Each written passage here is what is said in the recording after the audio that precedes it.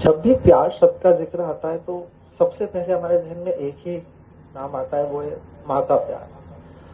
बचपन से सुनते आ रहे हैं, कहीं किताबों में, कहानियों में, कविताओं में, किस्सों में सुना है और सुनते चले आ रहे हैं। कहते हैं कि आपको बहुत खुशनसीब होना होता है इस माँ के प्यार को एहसास करने के लिए, लेकिन मैं मानता हूँ उससे भी ज्यादा खुशनसीब वो होता है जो एक दादी का प्यार का एहसास कर पाता है।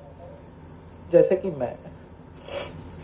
मुझे बहुत मौका मिला कि मैं दादी के प्यार का पूरी तरीके से जितना हो सके उतना मैंने उस प्यार का एहसास लिया, उस प्यार के साथ रहा, बड़ा हुआ। तो माँ और दादी का प्यार एक बिल्कुल खरे सोने की तरह है। अगर माँ का प्यार 22 कैरेट है तो दादी का प्यार 24 कैरेट है।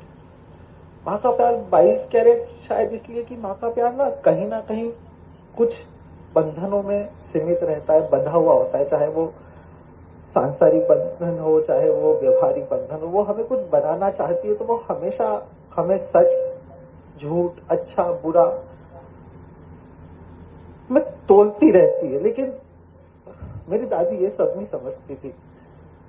वो नहीं जानती थी कि क्या सही, क्या गलत, क्या अच्छा, क्या बुरा। उसके लिए सिर्फ मैं सही था, बाकी सब गलत।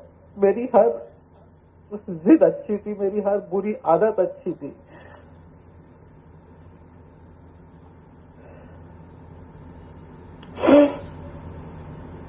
हर चाहत मेरी जायज थी। मेरे लिए झूठ बोलती थी मेरी दादी, सबसे लड़ झगड़ लेती थी मेरी दादी। मेरे लिए हंसती और मेरे लिए ही रोती थी मेरी दादी। मेरी हर गलती को छुपा लेती थी मेरी दादी। बस कुछ ऐसी थी मेरी दादी। मेरी सबसे पहली दोस्त थी दादी।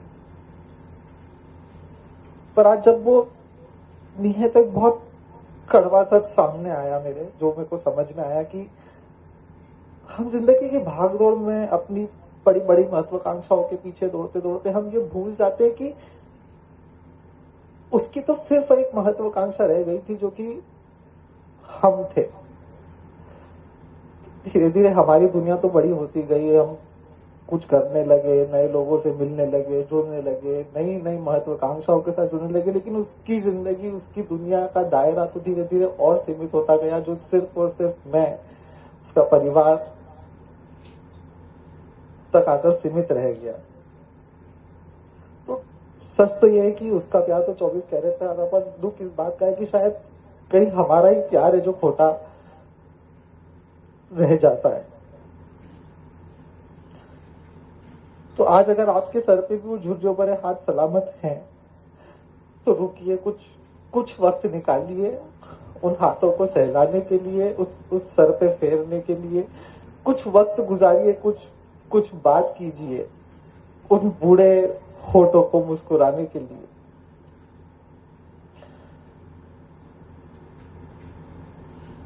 बुढ़ापा एक समय के बाद ना बचपन में तब्दील हो जाता है। मैंने देखा मेरी दादी को बच्चे जैसा, तो जिए उस बचपन को उस बुढ़ापे की नजर में। बस यही कहना चाहता हूँ कि यकीन मानिए इतना वक्त नहीं होता उनके पास जितना हमें लगता है। हमें लगता है कि अभी है, रहेगी, कर देंगे, हो जाएगा, बट नहीं होता। तो कहते हैं कि कहने को शाम नहीं गुजरती, पर साल कब बीत जाते पता नहीं चलता। तो मत इंतजार कीजिए कि ये साल बीत जाए और हमें पता ना लगे। जब भी मौका मिले, जैसे भी मौका मिले, हमारे बड़े बुजुर्ग, हमारी दादी, जो भी हमारे साथ में है, थोड़ा सा हम वक्त उनके साथ गुजारें, समय दें और समझें। बस। जय जगन्नाथ।